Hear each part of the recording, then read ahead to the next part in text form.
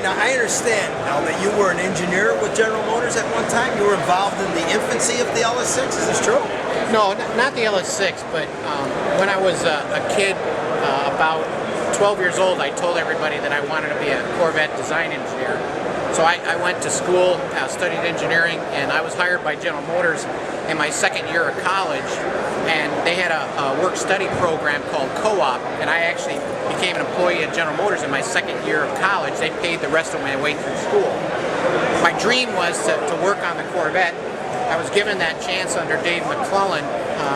He invited me to be part of the platform and the team. At that time is when we were developing the ZR1, which was obviously a very noted car.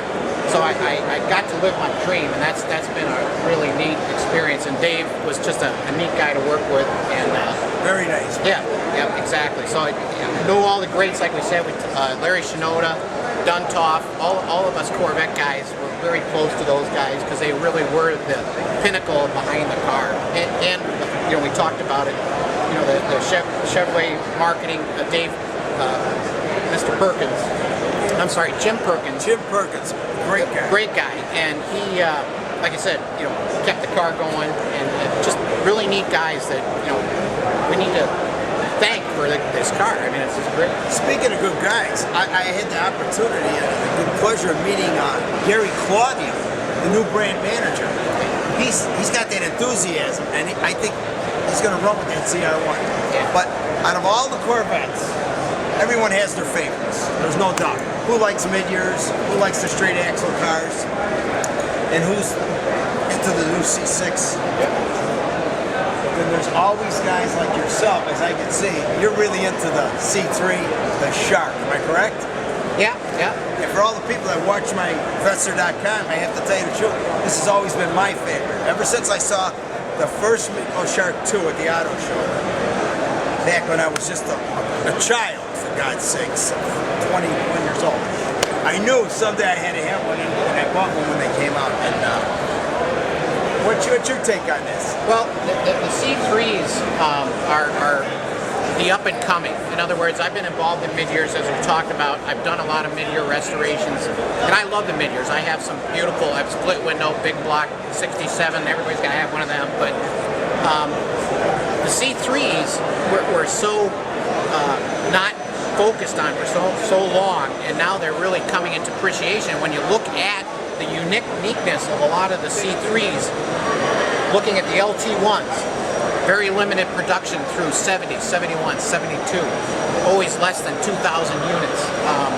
Awesome driving car from a small block performance standpoint. I'm telling you, you're a big block guy, yeah. I'll take you a ride for an LT1 and it'll blow your socks off. I mean, it was a great power ratio in a small block engine. It's a great performing car. Easy to drive, easy handling. So there's those cars. In 72, they had limited numbers of air-conditioned LT1s, both in convertible and coupe. Those are just very low numbers. You want to talk about collectability. These are things that are not even, they're starting to get on the radar screen, but they're going to way surpass a lot of the mid-year predecessors because rarity is the game, in collecting. That's what everybody's looking for. And again, you're looking at some very rare cars here these are, I believe, are going to surpass because basically the numbers are so low. They're going to be more valuable in the future than some of their mid-year counterparts. The other piece of that is, and as you and I have talked about, the generation window moves with these Corvettes. And what was attractive in the C1s, then you go to C2s and C3s. As we age, the palette of what is it people like changes. And so that because these cars now, somebody in their 40s and early 50s saw this car in high school, and they're going back and reliving that. Gosh, I wish I had that car in high school because Jim, my buddy that had one, he was so cool, and they're reliving it. And so that window's moving, and you were finding that the appeal of the C3 is really coming on strong. If you look at the last 3 years, it's been incredible. Okay, let's talk about your white car. Okay. The white car is convertible. Yes, it's a convertible, and again, as I told you, very rare. The white car is, and we can take a walk down there if you want to just cut.